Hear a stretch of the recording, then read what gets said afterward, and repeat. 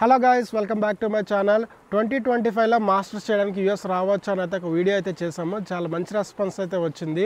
And ఈరోజు video వచ్చేటప్పటికి 2025లో US job market ఎలా ఉందని అయితే మాట్లాడుకుందాం. లాస్ట్ వీడియో అయితే ఎవరైతే మిస్ అయ్యారో డిస్క్రిప్షన్లో కానీ కామెంట్ సెక్షన్లో లింక్ అయితే ఉంటుంది. వెళ్ళి క్లిక్ చేసి ఆ వీడియో అయితే చూడండి. అండ్ కరెంట్ సిచ్యువేషన్ అయితే ఎలా ఉంది అని ఒక మాటలో చెప్పాలి అంటే మాత్రం చాలా వరస్ట్గా అయితే ఉంది సిచ్యువేషన్. నేను చాలామందిని అయితే చూశాను. పాస్ట్ 1 ఇయర్ నుంచి చాలా వరస్ట్గా ఉంది సిచ్యువేషన్. ఎవరికి జాబ్స్ అయితే రావట్లేదు. ఎన్ని అప్లికేషన్స్ చేసినా, థౌజండ్స్ ఆఫ్ అప్లికేషన్స్ అప్లై చేసినా సరే ఒక్క కాల్ కూడా రావట్లేదు అనమాట. నేను చాలామందిని చూశాను అనమాట. ఇంత సిచ్యువేషన్ రావడానికి మెయిన్ కారణం ఏంది అనేది అయితే ఈ వీడియోలో అయితే డిస్కస్ చేద్దాం. లాస్ట్ వరకు అయితే చూడండి. అండ్ దీన్ని ఎలా ఓవర్కమ్ చేయాలో కూడా నాకు తెలిసిన సజెషన్స్ అయితే ఇస్తాను. జాబ్స్ రాని వాళ్ళు ఎవరైతే ఉన్నారో వాళ్ళకైతే యూస్ఫుల్ అయితే అవుతుందన్నమాట. అండ్ ఫస్ట్ థింగ్ వచ్చేటప్పటికి యుఎస్ మార్కెట్లో ఐటీ ఫీల్డ్కి సంబంధించిన జాబ్స్ 7% ఉంటాయి అన్నమాట. అవుట్ ఆఫ్ 100 7% ఆఫ్ జాబ్స్ మాత్రమే ఐటీ ఫీల్డ్. మోస్ట్లీ మన ఇండియన్స్ ఎవరైతే వస్తారో అమెరికాకి ఈ ఐటీ జాబ్స్ చేద్దామన్న మైండ్ సెట్లోనే ఉంటారు అన్నమాట మోస్ట్లీ. అండ్ వాళ్ళు కాలేజ్ అప్లై చేసేటప్పుడు కూడా ఈ ఐటీ జాబ్స్, సాఫ్ట్వేర్ జాబ్స్ ఏవైతే ఉంటాయో వాటిలో చేద్దామన్న థాట్లోనే కాలేజెస్ కూడా అప్లై చేస్తారనమాట. మీరు ఐటీ జాబ్స్కి సంబంధించిన కాలేజ్లో మాస్టర్స్ చేసి వేరే ఫీల్డ్లో మీరు జాబ్స్ చేయడానికి అవ్వదన్నమాట. అది వీసా రెగ్యులేషన్స్కి సరిపోదు అన్నట్టు. ఎందులో అయితే మీరు మాస్టర్స్ చేస్తారో అదే ఫీల్డ్లోనే మీరు జాబ్స్ చేయాలి. అలాంటప్పుడు ఏంటంటే ఈ 7% ఆఫ్ జాబ్స్లో మనం తెచ్చుకోవడం అనేది చాలా కష్టం అవుతుంది అనమాట. రిమైనింగ్ 93% ఆఫ్ ఫీల్డ్స్లో జాబ్స్ చాలా ఉన్నాయి. బట్ ఏంటంటే మనకి ఐటీ జాబ్సే కావాలి కాబట్టి అలాంటప్పుడు ఈ సిచ్యువేషన్ అయితే వచ్చింది. అండ్ ఏంటంటే దీనికి మెయిన్గా ఒక 3 or 4 రీజన్స్ ఉన్నాయి ఎందుకు ఇంత జాబ్స్ మార్కెట్ డౌన్ అయిపోయింది అని చెప్పడానికైతే. ఫస్ట్ ఆఫ్ ఆల్ ఏంటంటే కోవిడ్కి ముందు, కోవిడ్ తర్వాత అన్నమాట సిచ్యువేషన్స్. లేటర్ కోవిడ్ తర్వాత ఏమైంది అంటే మనకి ఇన్ఫ్లేషన్ చాలా వరకు పెరిగిపోవడం వల్ల ఏంటంటే ఇక్కడ ఫెడరల్ గవర్నమెంట్ ఇంట్రెస్ట్ రేట్స్ని డబుల్ చేసేసింది అనమాట. ఆల్మోస్ట్ కారు కొనాలన్నా, హోమ్ తీసుకుందామన్నా సరే డబల్ అయిపోయినాయి అనమాట. ప్రైసెస్ అన్నీ ఇంట్రెస్ట్ రేట్స్ ఏవైతే ఉన్నాయో డబుల్ అయితే అయిపోయినాయి. ఇలా అవ్వడం వల్ల ఏంటంటే కంపెనీస్ ఏవైతే ఉంటాయో అవేంటంటే కొత్త ప్రాజెక్ట్స్ని తీసుకోవాలన్నా, కొత్తగా వర్క్ తెచ్చుకోవాలన్నా సరే బ్యాంక్ లోన్స్ తీసుకునేటప్పుడు హై ఇంట్రెస్ట్ రేట్స్ ఉండడం వల్ల ఏంటంటే కంపెనీస్ రిస్క్ తీసుకోవడం ఆగిపోయినాయి అనమాట. ఇంత ఇన్వెస్ట్మెంట్ పెట్టి, ఎంత లోన్ తీసేసుకొని, ఎంత ఇంట్రెస్ట్ రేట్తో కొత్త ఇన్వెస్ట్మెంట్స్ పెట్టినా అంత ఎఫెక్టివ్ అవుతుందా లేదా అని చెప్పేసి ఈ కంపెనీస్ ఏవైతే ఉన్నాయో అనమాట బ్యాంక్స్ దగ్గర నుంచి అప్పులు తెచ్చుకోవడం మానేసాయి. అండ్ కొత్త ప్రాజెక్ట్స్ రావడం ఆగిపోయినాయి. దానివల్ల ఏంటంటే జాబ్స్ క్రియేట్ అవ్వడం తగ్గిపోయింది అనమాట. ఇదొక రీజన్ అనమాట. అండ్ సెకండ్ రీజన్ వచ్చేటప్పటికి ఏఐ అనేది ఎంట్రీ ఇచ్చేసింది జాబ్ మార్కెట్లోకి. ఎక్కడ చూసినా సరే ఏఐకి సంబంధించిన న్యూస్ నడుస్తుంది అనమాట మొత్తం కంప్లీట్గా. ఈ ఓపెన్ ఏఐ కానీ అండ్ ఈ చాట్ జీపీటీ కానీ ఇట్లా అనమాట. చాలా వరకు మనం చేసే ఐటీ జాబ్స్ కానీ, ఈ సాఫ్ట్వేర్ జాబ్స్ అయితే 80% వరకు ఏఐ కంప్లీట్ చేస్తుంది అనమాట. నేను చూసాను చాలా వరకు యూఎస్ జాబ్ మార్కెట్లో. ఎప్పుడైనా స్టోర్స్కి వెళ్ళినప్పుడు ఏదైనా కొనుక్కున్నా సరే ఈ సెల్ఫ్ చెక్అవుట్ వల్ల చాలామంది అయితే కౌంటర్లో ఉండి బిల్లింగ్ చేసే వాళ్ళ జాబ్స్ కూడా పోయినాయి అనమాట.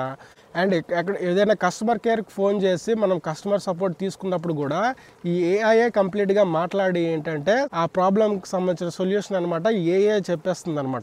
కస్టమర్ కేర్కి చాలా వరస్ట్ కేసులో మాట్లాడాల్సి వస్తుంది. అలా కూడా ఏఐ అనమాట చాలా వరకు జాబ్స్ని ఆపేసింది. ఇట్లా ఏంటంటే ఈ ఐటీ ఫీల్డ్లో కూడా చాలా వరకు కోడింగ్ కానీ ఏదైనా ఉన్నా సరే ఏఐ అనేది 80% రాసేస్తుంది. ఓన్లీ 20% ఆఫ్ మాన్యువల్ వర్క్ అయితే ఉంటుందన్నమాట. దానివల్ల ఏంటంటే రిక్రూటర్స్ కొత్త ఎంప్లాయీస్ని తీసుకోవడానికి అయితే తగ్గించేస్తారనమాట. దానివల్లే అమెజాన్ కానీ, గూగుల్ కానీ, మైక్రోసాఫ్ట్ కానీ లే ఆఫ్స్ చేయడం స్టార్ట్ చేసాయి అనమాట. దానివల్ల కూడా ఏఐ వల్ల కూడా జాబ్ మార్కెట్ అయితే చాలా తక్కువ అయిపోయింది. అండ్ థర్డ్ థింగ్ వచ్చేటప్పటికి మీరు కోవిడ్ తర్వాత చూస్తే యుఎస్ వచ్చే వాళ్ళ స్టూడెంట్స్ కౌంట్ చాలా పెరిగిపోయింది అనమాట. బిఫోర్ కోవిడ్ చాలా మంది తక్కువ ఉండేవాళ్ళు, 1 lakh బిలోనే ఉండేది కౌంట్. అండ్ ఆఫ్టర్ కోవిడ్ మీరు యుఎస్ వచ్చే స్టూడెంట్స్ కౌంట్స్ చూస్తే 21 to 2022 ఆల్మోస్ట్ 1,99,000 వరకు పీపుల్ అయితే వచ్చారు. అండ్ 22-23 చూస్తే ఆల్మోస్ట్ 2,30,000 పీపుల్ అయితే వచ్చారనమాట. అండ్ లాస్ట్ ఇయర్ అయితే 2023 to 2024 ఆల్మోస్ట్ 3,30,000 పీపుల్ అయితే వచ్చారనమాట. సో యూఎస్లో మాస్టర్స్ చేయడానికి. సో ఇంతమంది మాస్టర్స్ చేయడానికి వస్తున్నప్పుడు ఏంటంటే ఈ జాబ్స్ తక్కువే ఉన్నాయి అండ్ ఈ ఏఐ కూడా చాలా వరకు జాబ్స్ని తీసేస్తుంది. అండ్ ఇదే సిచ్యువేషన్లో ఇంతమంది వచ్చేటప్పటికి ఏమవుతుంది అంటే జాబ్స్ తక్కువ ఉన్నాయి అండ్ స్టూడెంట్స్ కౌంట్స్ ఎక్కువ ఉన్నాయి అనమాట. సో ఇంతమంది మాస్టర్స్ కంప్లీట్ చేసి మళ్ళీ మార్కెట్లో కదా వచ్చేది, వీళ్ళే స్టూడెంట్స్కి స్టూడెంటే కాంపిటీషన్ అయిపోవడం వల్ల ఏంటంటే కొత్తగా జాబ్స్ క్రియేట్ అవ్వట్లేదు. ఒకవేళ క్రియేట్ అయినా సరే సో ఇంత కాంపిటీషన్ ఉండడం వల్ల ఏమవుతుందంటే జాబ్స్ రావడం చాలా కష్టం అయిపోతుంది అనమాట. అండ్ ఏ లే ఆఫ్స్ కూడా అదే టైంలో జరిగాయి కాబట్టి ఈ లే ఆఫ్ చేసుకొని బయటకు వచ్చే వాళ్ళ కౌంట్ కూడా చాలా పెరిగింది. వాళ్ళకు కూడా జాబ్స్ కావాలి కాబట్టి సో వాళ్ళు ఏంటంటే ఎక్స్పీరియన్స్ క్యాండిడేట్స్ అనమాట. సో వాళ్ళు కొత్తగా జాబ్స్ అప్లై చేసినప్పుడు ఏంటంటే ఎక్స్పీరియన్స్ క్యాండిడేట్స్కే ఫస్ట్ ప్రియారిటీ ఉంటుంది కాబట్టి సో ఈ ఎక్స్పీరియన్స్ ఉన్న వాళ్ళకే జాబ్స్ వస్తున్నాయి అనమాట. అందుకే కొత్తగా మాస్టర్స్ చేసి బయటకు వచ్చిన వాళ్ళైతే చాలామంది అయితే ఇట్లా జాబ్స్ లేకుండా అయితే ఉంటున్నారు. చాలా స్ట్రగుల్స్ పడుతున్నారు అనమాట ఒక జాబ్ తెచ్చుకోవడానికి అని చెప్పేసి. Like hundreds of applications, thousands of applications అయితే అప్లై చేస్తున్నారు కానీ ఒక జాబ్ కూడా రావట్లేదు.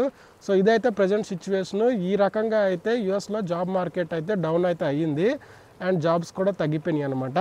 అండ్ దీనికి సొల్యూషన్ ఏం చేయాలి అంటే సో కీప్ ట్రయింగ్ అనమాట. స్టూడెంట్స్ ఎవరైతే ఉన్నారో లేదంటే జాబ్స్ ఎవరైతే పోగొట్టుకొని కొత్తగా అప్లై చేస్తున్నారో సో టైం పడుతుంది జాబ్ రావడానికి, చాలా వరకు అయితే మనం స్ట్రగుల్ అవ్వాల్సిందే. బట్ ఏంటంటే మీరు కీప్ ట్రయింగ్ అనమాట, హోప్ వదులుకోకుండా ట్రై చేస్తూనే ఉండాలి. అండ్ ఏంటంటే మీరు జాబ్స్ అప్లై చేసేటప్పుడు నేను చాలామందిని చూసాను లైక్ రెజ్యూమ్ అనేది సింగిల్ పేజ్లో ఉండాలి, లైక్ స్వీట్ అండ్ షార్ట్గా ఉండాలని చెప్పి చాలామంది అంటూ ఉంటారు.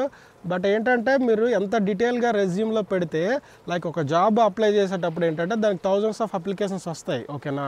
సో ఎవరైతే రిక్రూటర్స్ ఉంటారో వాళ్ళు ఏంటంటే ప్రతి రెజ్యూమ్ని ఓపెన్ చేసి చూడరు. సింపుల్గా చెప్తాను అనమాట, నాకు తెలిసిన లాంగ్వేజ్లో ఒక ఆటోక్యాడ్ అండ్ ప్లానింగ్ డిజైన్ మీద ఒక జాబ్ వచ్చింది అంటే సో దానికి మీరు అప్లై చేసేటప్పుడు ఏమని రెజ్యూమ్లో మెన్షన్ చేస్తారు, నేను ఆటోక్యాడ్ నాకు వచ్చు అని పెడతారు కదా. సో అలాంటప్పుడు ఏంటంటే so job requirement planning and design ఇంకా ఆటోక్యాడ్లో రావాలి అన్నట్టు. సో మీరు ఎవరైతే రిక్రూటర్స్ ఉంటారో వాళ్ళు ఏంటంటే 1000 అప్లికేషన్స్ మాన్యువల్గా చెక్ చేయలేరనమాట. సో అలాంటప్పుడు ఏంటంటే సో వాళ్ళు అనమాట సెర్చ్ టర్మ్స్ని యూజ్ చేసుకుంటారు, like AutoCAD and planning design and కంబైన్డ్గా యూజ్ చేస్తారు కదా. సో బట్ మీ రెజ్యూమ్లో ఏంటంటే ఓన్లీ ఆటోక్యాడ్ వచ్చని చెప్పి పెట్టినా లేదంటే ఓన్లీ ప్లానింగ్ డిజైనింగ్ వచ్చినా సరే మీది సెర్చ్ టైంలోకి అయితే రాదనమాట పైకి. సో ఎవరిదైతే వస్తుందో వాళ్ళదే తీసుకుంటారు అనమాట. వాళ్ళు ఈ 1000 అప్లికేషన్స్ మాన్యువల్గా ఓపెన్ చేసి చూడరు కాబట్టి. సో అందుకోసం ఏంటంటే మీరు ఎంత క్లియర్గా పెట్టి ఎంత లెంతీగా పెడితే, లైక్ లెంతీగా అంటే ఇన్ఫర్మేటివ్గా మీ ప్రతి ఒక్క లైక్ ఏదైతే స్కిల్స్ ఉన్నాయో దాన్ని డీటెయిల్గా పెడితేనే మీకు యూజ్ అవుతుంది అనమాట. సో అదా చెప్పాలనుకుంటున్నా. సో ఇదే కాకుండా ఏంటంటే జాబ్స్ రాని పీరియడ్లో మీరు కీప్ అప్లయింగ్ కాకుండా ఏంటంటే కొత్త స్కిల్స్ని నేర్చుకోవడానికి అయితే ట్రై చేయాలి, కొత్త సర్టిఫికేషన్స్ తెచ్చుకోవడానికి అయితే ట్రై చేస్తూ ఉండాలి. సో ఇది అప్లై చేసేటప్పుడు ఏంటంటే మీరు వీటిని కూడా ఇంక్లూడ్ చేశారనుకోండి రెజ్యూమ్స్లో, సో అది మీకు కొంచెం హెల్ప్ అయితే అవుతుందన్నమాట. అండ్ రీసెంట్గా ట్రంప్ ప్రెసిడెంట్ అయినాక ఏంటంటే ఆల్మోస్ట్ $500 బిలియన్ ఏఐ మీద అయితే ఇన్వెస్ట్మెంట్ చేశాడు. దీన్ని బట్టి మనకు అర్థం చేసుకోవాల్సింది ఏంటంటే ఫ్యూచర్లో వచ్చే జాబ్స్ అన్నీ ఈ ఆర్టిఫిషియల్ ఇంటెలిజెన్స్ మీద అయితే ఉంటాయన్నమాట. సో దాన్ని కూడా మీరు నేర్చుకోవడానికి అయితే ట్రై చేయండి ఎంత పాసిబుల్ అయితే అంత. ఎందుకంటే ఇది మొత్తం కంప్లీట్గా ఫ్యూచర్లో ఈ చాట్ జీపీటీ కానీ సో చాలా అయితే ఇన్వాల్వ్ అవుతుందన్నమాట ఈ జాబ్ మార్కెట్ మీద. సో దాన్ని కూడా అడాప్ట్ చేసుకోవడానికి అయితే ట్రై చేయండి. సో ఇది గాయస్ నాకు తెలిసిన ఇన్ఫర్మేషన్ అనమాట. So job market situation, present situation. So మీకు వీడియో నచ్చితే లైక్ అయితే చేయండి, ఛానల్ అయితే సబ్స్క్రైబ్ చేసుకోండి. ఇంకొక వీడియోలో అయితే మళ్ళీ కలుసుకుందాం. Thank you so much for watching. Bye bye.